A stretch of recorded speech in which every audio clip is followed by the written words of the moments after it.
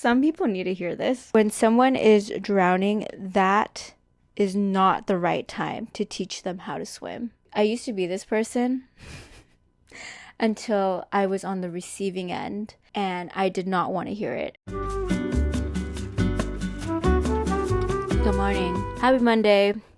Not so happy because these quotes that we're about to talk about are gonna hit you straight in the heart. So essentially there's this thing that's on TikTok, this trend, or maybe it's just my algorithm. I've been seeing people post these 10-second videos and it's just their face, and then the text says, tell me blah blah blah blah, and then everyone in the comments puts their thoughts, their wisdom, and they're really good. In this case, I saw this video, was super interesting. It was tell me your most gut-wrenching quote. This is going well. Can't even read, and I'm going to be reading for like 20% of this podcast. Tell me your most gut-wrenching quote. And so I'm going to start off with the TikTok responses that I've collected from multiple TikToks that I watched because I could not get enough. And also from books that I've read.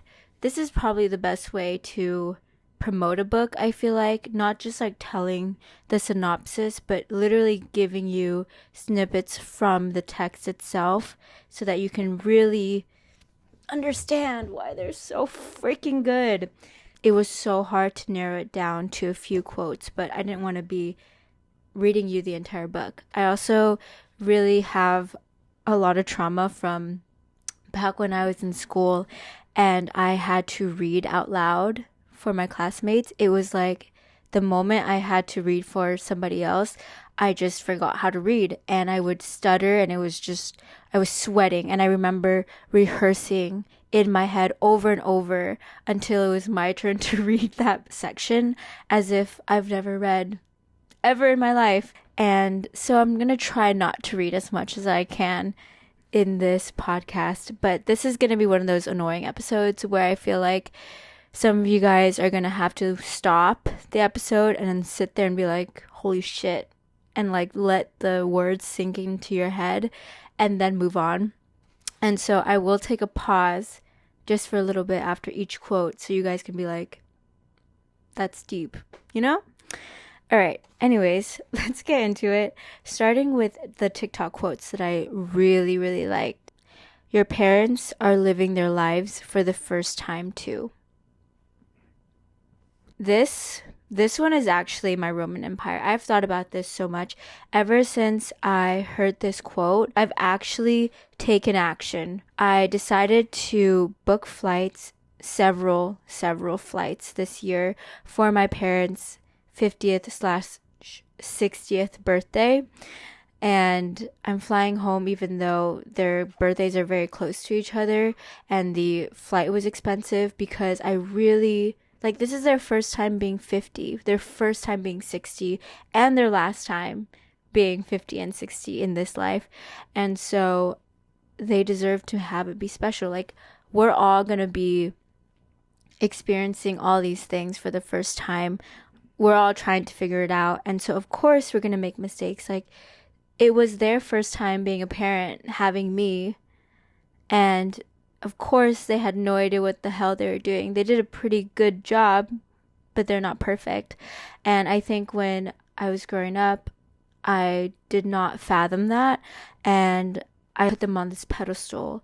And I thought they were perfect. And I thought they were like almost godlike, which is very, very bad for me and them because it doesn't allow room for mistakes. It was really hard for me to accept that they could cause trauma to me until more recently. I watched this one TikTok of this girl surprising her mom for her birthday, and she like made it really cute and like princess-esque. Like, the decorations were like pink and lots of balloons and everything. It was just like very overdone. And I think a lot of the times, like, even my parents don't want to make a big deal out of their birthdays, and I feel like as you get older you just stop caring about your birthday as much. That's what I've been seeing, and you don't make it a big deal.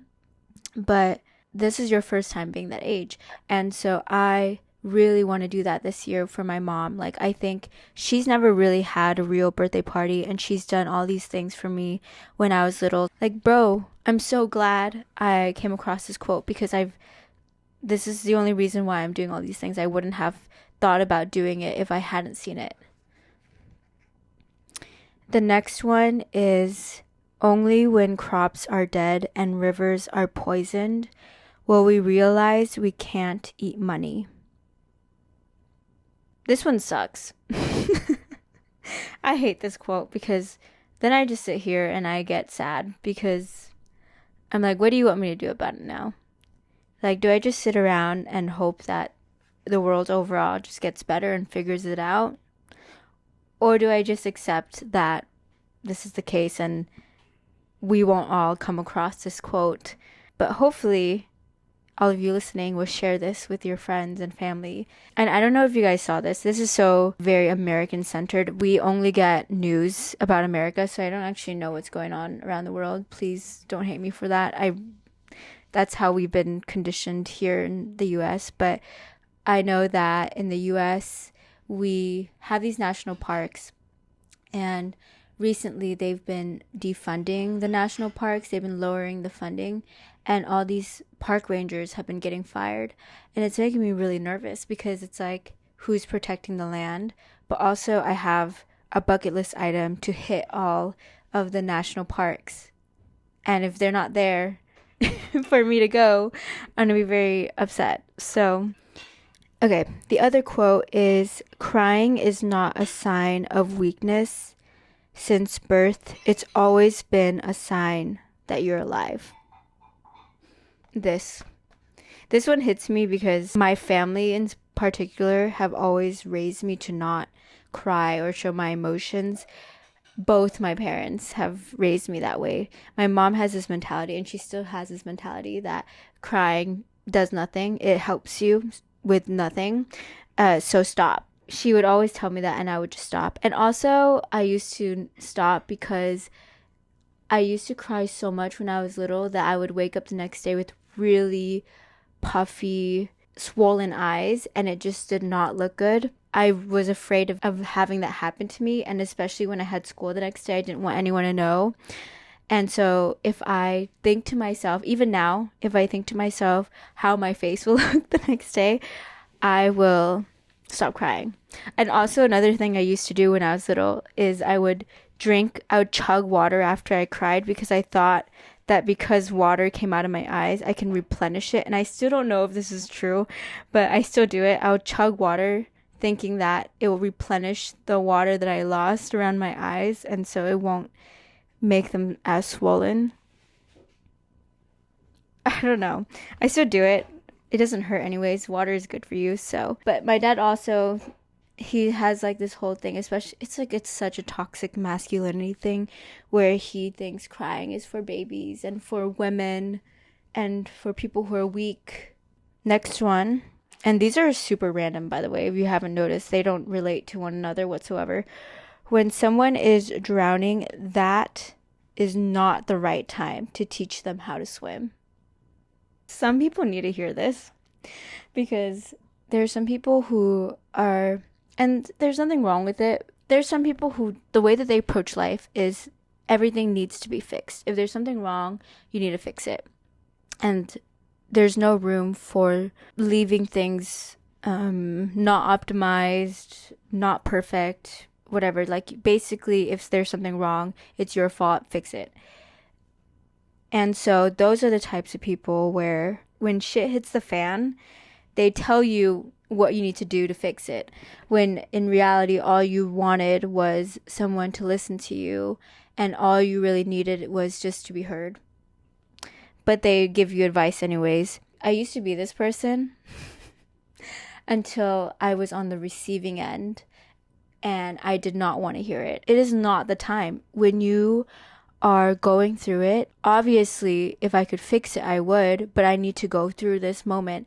And you're just in such an emotional space that logic is not even hitting you. Like, that part of your brain is not turned on right now. And so somebody like yelling at you commands, telling you what to do, you're not even in a place to receive that. this is like also why I think you can hear the same advice from different people and different times of your life, but it will hit you differently. Only some of those times it will work out because you're just not ready for it, or you're not in the mental space to take it in. The last one from TikTok specifically is, you spend your whole life in your mind. Make it a nice place to be. This is also, this one's also good. I feel like if you can imagine your mind as like a room, like your bedroom, like an actual space you spend a lot of time in, this makes a lot of sense.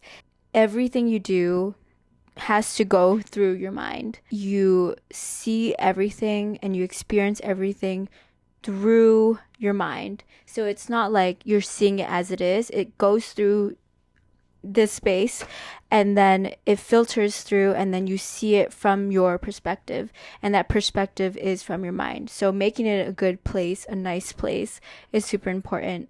And no one else is going to know what that space is like more than you do.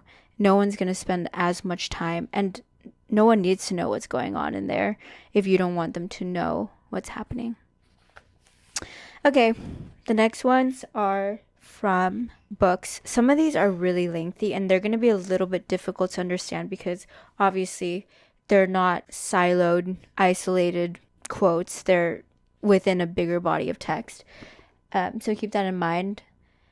But we're going to start off with, which one should we start off with? On Earth, We're Briefly Gorgeous by Vuong. All right. This one was so hard. I tried to do 3 quotes from each book. It was really hard for me to narrow it down. So I think I have 4 for some of these. Oh my gosh, this one is so freaking good. If I could get this like tattooed on my forehead, I really would. And this one's a really long one. Brace yourself, guys. Okay.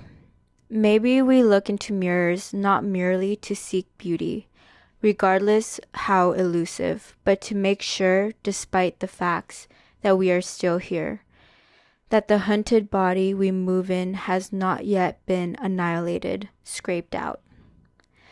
I read that beauty has historically demanded replication. We make more of anything we find aesthetically pleasing, whether it's a vase, a painting, a chalice, a poem. We reproduce it in order to keep it, extend it through space and time, to gaze at what pleases, a fresco, a peach red mountain range, a boy, the mole on his jaw, is in itself replication. The image prolonged in the eye, making more of it, making it last.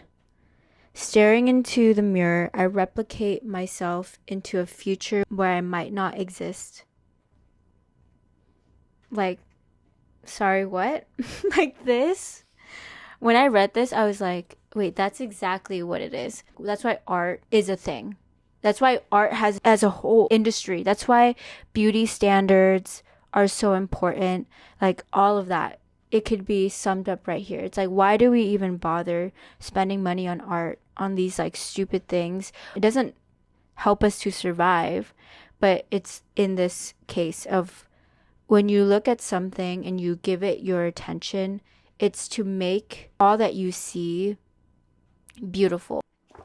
A lot of people like to be like, you can multitask. That is so not true. What multitasking is actually is you're looking at something and you're switching really fast between things. But in reality, you're still looking at one thing and one thing only and putting all of your attention and energy on that subject, on that thing that's happening in front of you. And so to look at something beautiful is to prolong its existence, is to say that it's worthy to be here. It's to give it your time and energy that is so precious that you won't get back. And that's why we care about this shit. This freaking quote, so freaking good. Are you kidding? I don't know how we're all of the same species. Am I the same species as this man, as this author? That is crazy. I think there's also another quote in this book where he kind of touches on the same thing of the gaze. He says, the gaze is a singular act. To look at something is to fill your whole life with it. if only briefly. I'm not even going to say anything about that. Just think about that one. Okay, I need to also check. I have actual work things to do. Corporate, important adult things. Next one is on page 185 in the book. From the wind, I learned a syntax for forwardness. How to move through obstacles by wrapping myself around them. You can make it home this way. I don't know if any of these quotes are going to resonate with you guys the same way it resonates with me. Obviously, like I said, everyone's experiences, backgrounds are different, and you guys are all going to be in different points of your life. But for me right now, and when I read this quote, it was something that I paid attention to on the page. And I love this one. I think just because when we talk about obstacles and barriers and problems in our life, we like try to avoid them. That's like the whole premise. We're like, how do you get around it? How do you avoid it? But I love that he uses like the wind as an example, as something to want to replicate, to be similar to. You're almost looking up to somebody else, but that somebody is the wind. He doesn't talk about moving around or avoiding obstacles, but to move through them, to wrap around them, to embrace them. Like, something about that is so soft. Okay, this one isn't a very short, isolated quote, which I think sums up a lot of issues for today, for a lot of people. Page 187. Too much joy, I swear, is lost in our desperation to keep it. I think the moment that you start trying to be happy, start evaluating whether or not you're happy, takes you out of the experience of the happiness. It's the same thing with the earlier quote of looking at something beautiful. When you're immersed in that moment of beauty, that's all you're looking at. That's all the energy is going to that one thing. The moment you take a step and ask yourself, is it beautiful? Why is it beautiful? How can you make it more beautiful? Like, ask all these questions. Now your focus is put on the question and not the beauty itself, even though the subject of the question is the beauty. Hopefully I don't sound too crazy, but it makes sense to me. So, okay, next one is Agua Viva by Clarice Lispector, originally written in Portuguese, translated in English, and I'm going to acknowledge that because she uses language and words very specifically, and I think once you start translating crap, it loses its original meaning. And there's a lot of things in phrases and words and feelings that are described in language that don't exist in certain languages or are described in very different ways, and so it comes across very differently. Really insane writing, like insane. Okay, this one I have to give a disclaimer before I read it. It's a lot. It is a type of writing I have never read before. It is so abstract, not even like woo woo kind of shit. It's like just so you'll see when I read it. I don't even understand how she's writing like this and where her mind even is at when she's writing this, but it makes sense. I am a little scared of surrendering completely because the next instant is the unknown. The next instant, do I make it or does it make itself? We make it together with our breath and with the flare of the bullfighter in the ring. Let me tell you, I'm trying to seize the fourth dimension of this instant now, so fleeting that it's already gone, because it's already become a new instant now that's also already gone. Everything has an instant in which it is. I want to grab hold of the is of the thing. These instants passing through the air I breathe. In fireworks, they explode silently in space. I want to possess the atoms of time and to capture the present, forbidden by its very nature. The present slips away, and the instant too. I am this very second forever in the now. Like, do you guys know what I mean? Like, who the hell writes like this? Because it makes so much sense. I don't know if this is what everyone else is trying to do, but this is what I'm trying to do. You know what I'm saying? Like, when people are like, what do you want to do? Where do you see yourself in the next 5 years? Like, trying to do this.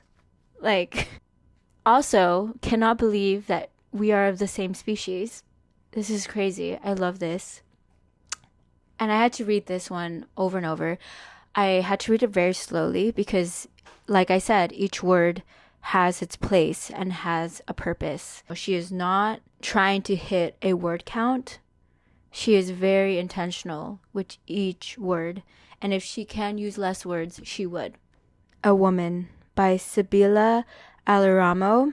I talked about this in my favorites video. If you guys are of the male sex, gender, I promise you, whatever she's going through, you probably have gone through too, just because she's a woman experiencing certain things and that's the title of the book. It doesn't mean that this is going to be irrelevant to you. We're all just going through life. I had believed myself to be in possession of a straightforward, manifest moral compass, enabling me to go through life without doubts and without being fundamentally tested.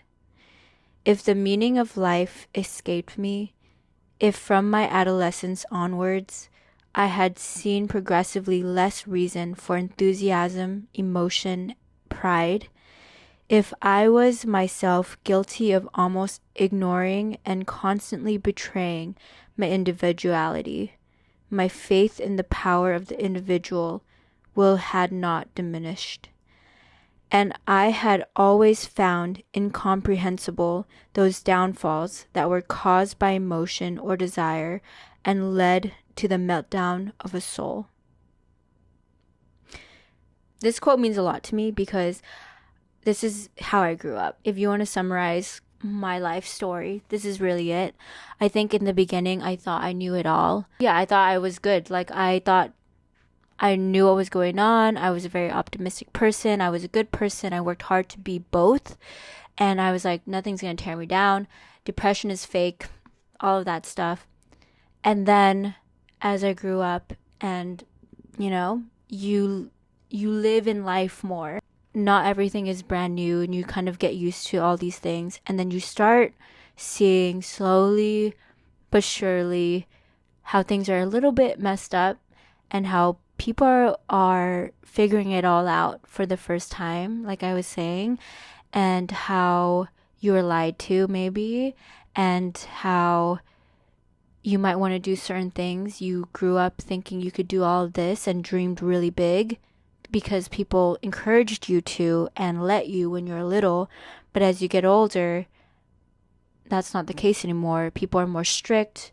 They shut those dreams down. They think you're crazy for having these big dreams. And you start seeing all these people who also had the similar dreams but aren't making it work.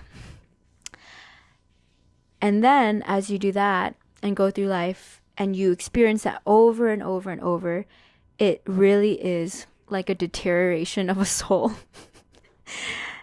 That is exactly what it feels like. This is exactly what it feels like to live the life I've lived so far.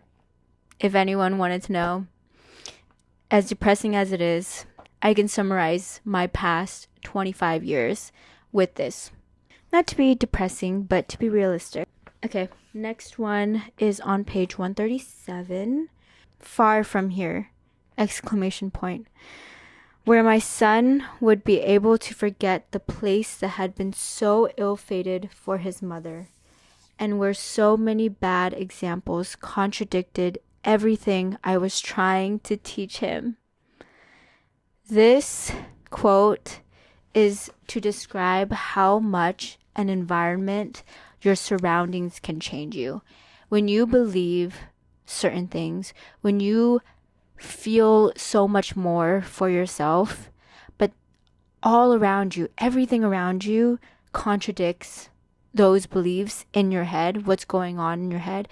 It's like the same thing. It's like the space that you create in your head, the place you spend a lot of your time in. It's also equivalent how much time you spend outside of your mind. And so both have very strong influences on who you are, who you become, and what you actually do. and how you feel. And so if the things around you, physically, tangible things, are very contradictory to what's in your head, that shit can drive you insane. Like, insane. And it can make you feel like you're fucking crazy. And then the moment you go somewhere else, and then the people and the surroundings actually align with what's in your head, there's like harmony. Okay, next quote is on page 202. And sometimes it seemed to me that all the emotions and potential I had failed to express were weighing heavily on my soul, suffocating it. Yet how certain I was that I still possessed untapped resources, and how I trembled at the thought of my frustration culminating in a scream that would shatter the featureless silence of my days and nights. Then again, since any rebellion was out of the question, why complain? So I had a mental breakdown a few weeks ago. And this is why I had a mental breakdown. This feeling. There's like this energy of suffocation of these untapped resources. Like, think of like a really, really big ball of energy, like the sun. But think of like taking your hands and compressing it and using all that strength, and how much like force and energy is in that scene. That is how it feels sometimes in my body. And it feels like I need to let it out, but I would be crazy if I just started screaming. And so I don't let it out. And instead it comes out through a mental breakdown. And then I question if there's no rebellion, if there's nothing I'm going to do about it, if I'm physically not going to do anything about my situation and change anything, then the next day is going to be the exact same. And I have to accept that I decided to not do anything about it, so I cannot complain. And that is a fact I realized over and over. After I had all these mental breakdowns, after I went through the same thing over and over, I was like, nope. I was like, you keep feeling like this. That's fine. Keep going through it. But if you're not going to do anything about it, don't expect the next few days to go differently magically. No, it's going to be exactly the same in a few weeks' time. You're going to be in the exact fetal position, mentally breaking down, girl, because you decided not to do anything about it, and you accepted doing nothing is the better option. Okay, last one in this book is on page 211.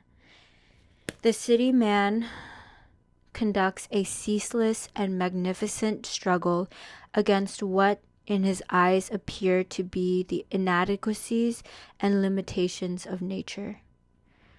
In fact, havingly, what the freak is that word? I'm just making new words for the English vocabulary. In fact, having effectively circumscribed the extent of his prison, he feels freer within the confines of the city's walls than beneath the infinite star-studded firmament, or when facing the sea and the mountains that are indifferent to his presence. Hence the ostentatious display of progress in the metropolises.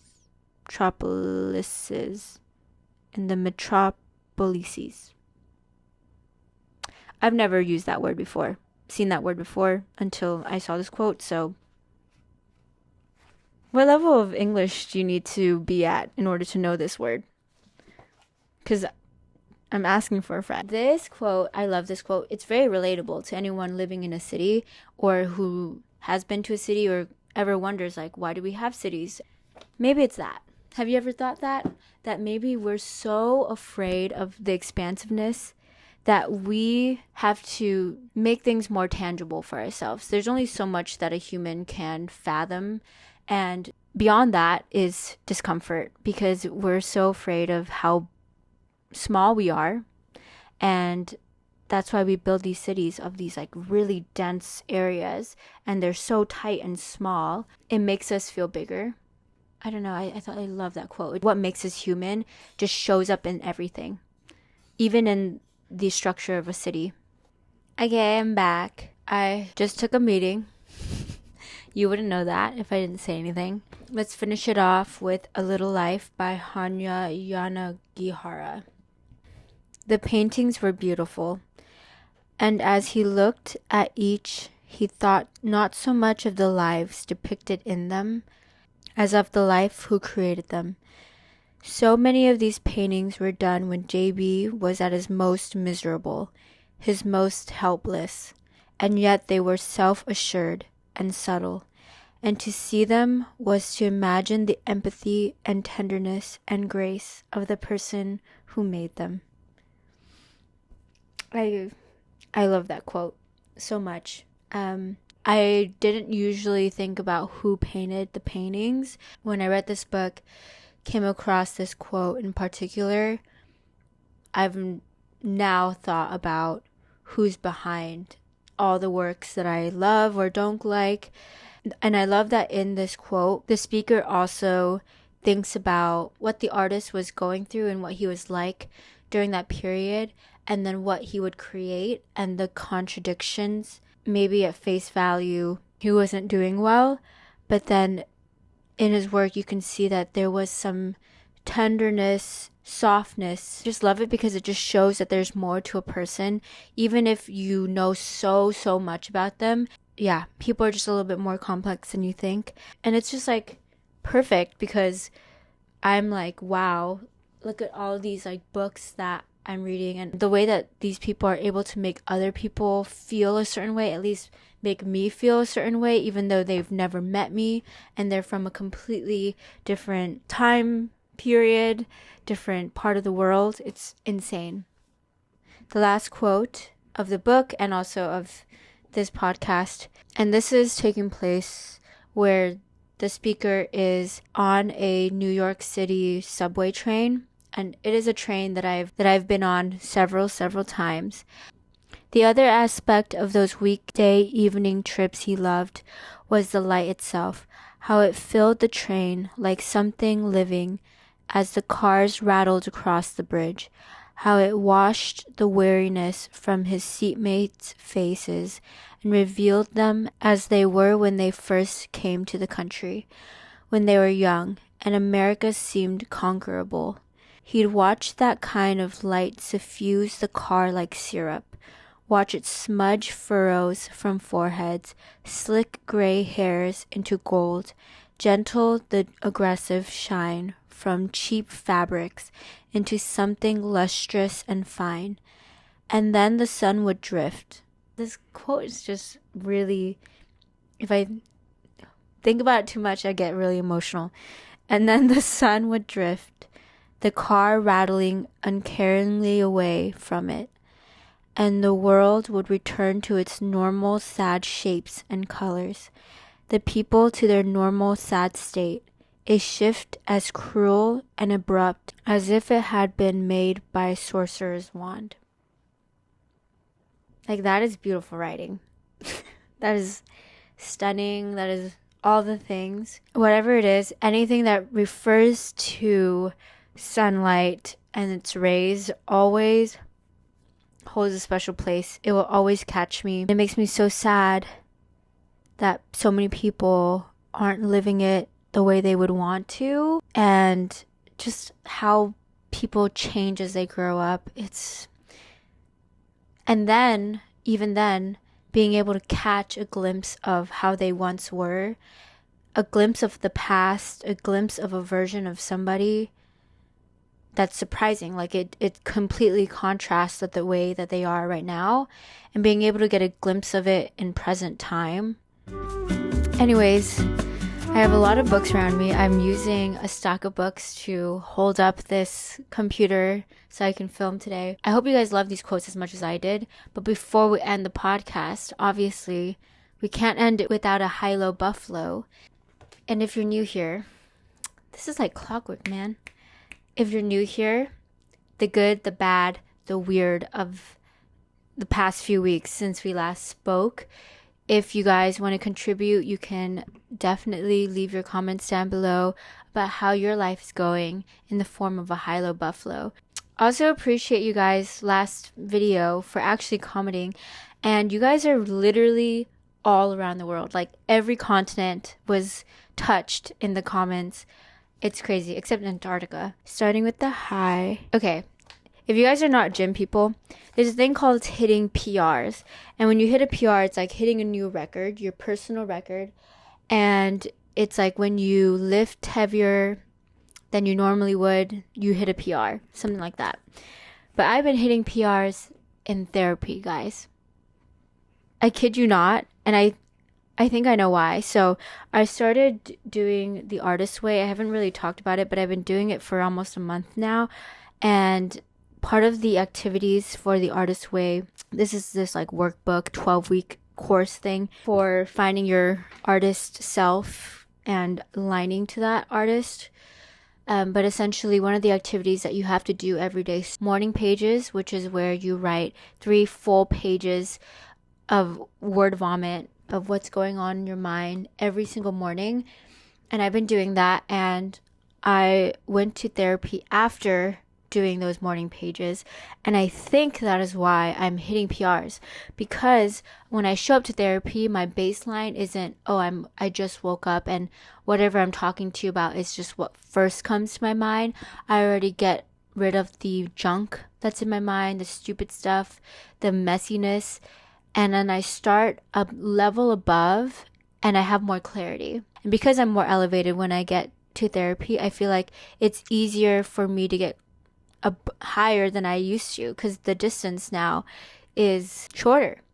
And so I've been like having these realizations that I've never come to, making these connections that I've never made, and it's been blowing my mind. And my therapist is like also acknowledging that I'm making these realizations that I never had.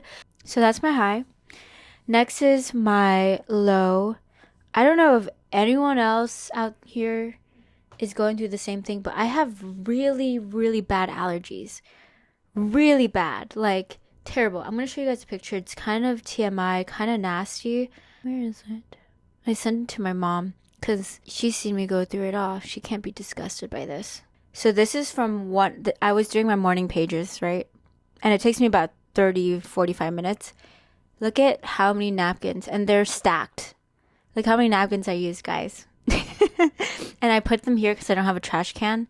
And I've been going through Kleenex boxes so quickly that I just gave up on buying more. And I was like, this is a waste of money. And so now I just have a toilet paper roll. It's like sitting in between my pillows so that I can always grab a napkin right away. But it's bad. I take allergy medicine and I use like this spray, nasal spray as well. Barely works. But I've been using my air purifier, humidifier thing. Plug it in and put it right next to my head. That's been really helping clear up my congestion, and I can finally sleep, because mouth breathing, like going at night, is terrible. It sucks, and it's really hard for you to deep sleep if you're mouth breathing. Well, at least for me, it's really hard for me to sleep, and so this has been helping me a lot. Next is my buffalo, the weird thing that has happened. Okay, so the other day I was like sitting just like this, and I was, doing work. I love sitting on the floor, and I hear someone knocking on my door, and I was like, what the hell? I am not expecting visitors. So I sat there and I was like, I'll just wait till they go. Then I go check through the peephole, and the girl is still there, and I was like, what the heck? So I opened the door, and she looked normal, so I was like, it's fine. And she was like, hi, I'm your neighbor. I'm your downstairs direct neighbor. I locked myself out and I need to get into my apartment. Can I use your fire escape to get in? And I was like, what? I was like, I didn't even know you could do that. And she was like, yeah, could I use it? And I was like, okay, yeah, that's fine. Let her in. And it was the most New York movie-esque experience. So random. I never met her before, and she was standing in the room, and I was like, hi, like, what's your name?